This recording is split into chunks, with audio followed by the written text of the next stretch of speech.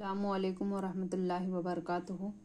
آداب زندگی، اس کتاب سے ہم سونے اور جاگنے کے آداب، اس باب سے ہمارا ٹاپک کنٹینیو کرتے ہوئے شروع کرتے ہیں 19واں نمبر پر۔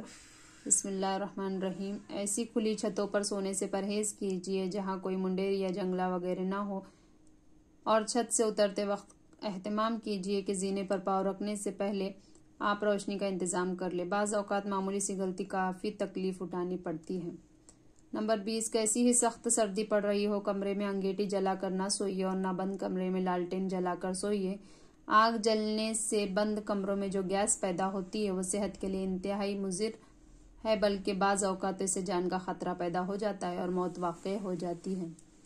نمبر 21، سونے سے پہلے یہ دعا پڑھ لیا کیجیے۔ حضرت ابو ہریرہ رضی اللہ تعالیٰ عنہ کا بیان ہے کہ نبی صلی اللہ علیہ وسلم سونے سے پہلے یہ دعا پڑھ لیا کرتے تھے: بِاسْمِكَ رَبِّي وَضَعْتُ جَنْبِي وَبِكَ أَرْفَعُهُ إِنْ أَمْسَكْتَ نَفْسِي فَارْحَمْهَا وَإِنْ أَرْسَلْتَهَا فَاحْفَظْهَا بِمَا تَحْفَظُ بِهِ عِبَادَكَ الصَّالِحِينَ۔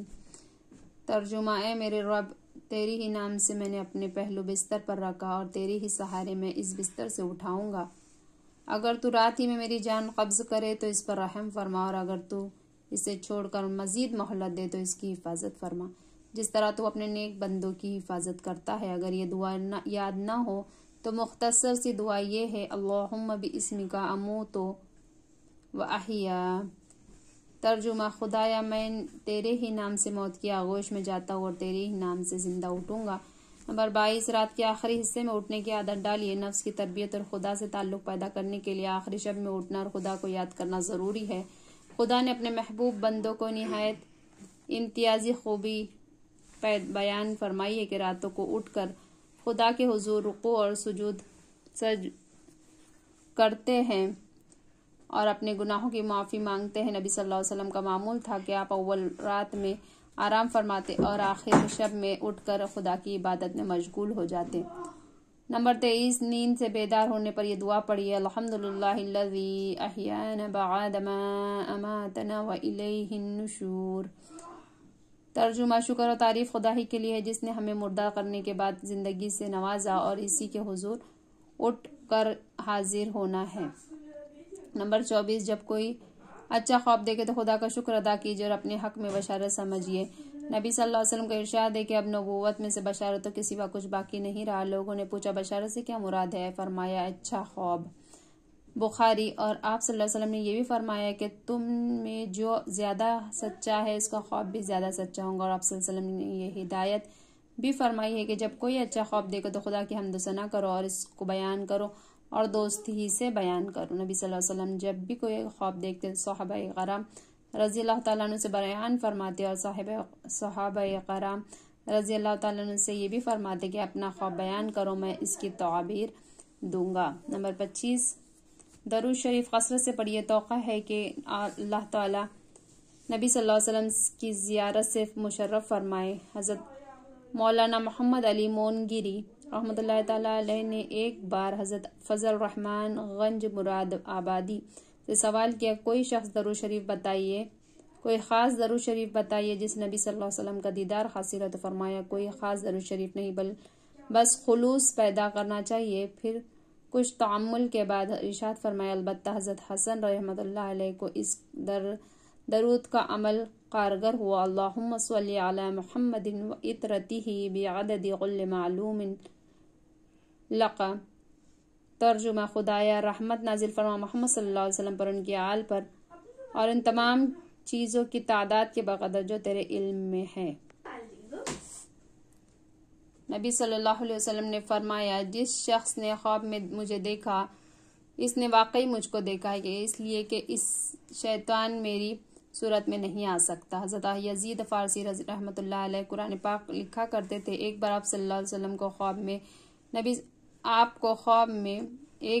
اللہ علیہ وسلم کا دیدار نصیب ہوا۔ حضرت ابن عباس رضی اللہ تعالیٰ عنہ حیات تھے حضرت یزید نے ان سے ذکر کیا تو حضرت ابن عباس رضی اللہ تعالیٰ عنہ نے ان کو نبی صلی اللہ علیہ وسلم کی حدیث سنائی کہ جس نے خواب میں مجھے دیکھا اس نے واقعی مجھے کو دیکھا، اس لیے کہ شیطان میری صورت نہیں آ سکتا۔ پھر پوچھا تم نے خواب میں جس ذات کو دیکھا ہے اس کا حلیہ بیان کر سکتے ہو؟ حضرت یزید رحمۃ اللہ علیہ نے کہا آپ صلی اللہ علیہ وسلم کا بدن اور آپ صلی اللہ علیہ وسلم کا قد و قامت انتہائی متوازن تھا۔ آپ صلی اللہ علیہ وسلم کا رنگ گندمی مائل بسفیدی تھا، آنکھیں سرمگی، ہنستا خوبصورت گول چہرہ، نہایت بھری ہوئی داڑھی جو پورے چہرے کا احاطہ کیے ہوئے تھی اور سینے پر پھیلی ہوئی تھی۔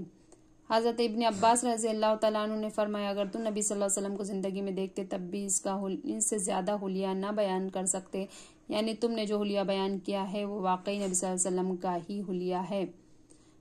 نمبر 26 جب کبھی خدا نخواستہ کوئی ناپسندہ اور ڈراؤنا خواب دیکھے تو ہرگز کسی سے بیان نہ کیجیے اور اس خواب کی برائی سے خدا کی پناہ مانگیے، خدا نے چاہا تو اس کے شر سے محفوظ رہیں گے۔ حضرت ابو سلمہ رضی اللہ تعالیٰ عنہ فرماتے ہیں کہ میں نے ناگوار خوابوں کی وجہ سے اکثر بیمار پڑ جایا کرتا تھا۔ ایک روز میں نے حضرت ابو قتادہ رضی اللہ تعالیٰ عنہ سے شکایت کی تو آپ رضی اللہ تعالیٰ عنہ نے مجھے نبی صلی اللہ علیہ وسلم کی حدیث سنائی کہ اچھا خواب خدا کی جانب سے ہوتا ہے اور اگر تم نے کوئی اچھا خواب دیکھے تو اپنے مخلص دوست کے سوا کسی اور کو بیان نہ کرے اور نہ کوئی ناپسندیدہ خواب دیکھے تو قطعاً کسی کو نہ بتائے بلکہ جاگتے ہی اعوذ باللہ من الشیطان الرجیم پڑھ کر 3 بار بائیں جانب تھتکار دے اور کروٹ بدل لے تو وہ خواب کے شر سے محفوظ رہے گا۔ نمبر 27 اپنے جی سے گھڑ کر جھوٹے خوابوں بیان نہ کیجیے۔ حضرت عبداللہ بن عباس رضی اللہ تعالیٰ عنہ کا بیان ہے کہ نبی صلی اللہ علیہ وسلم نے فرمایا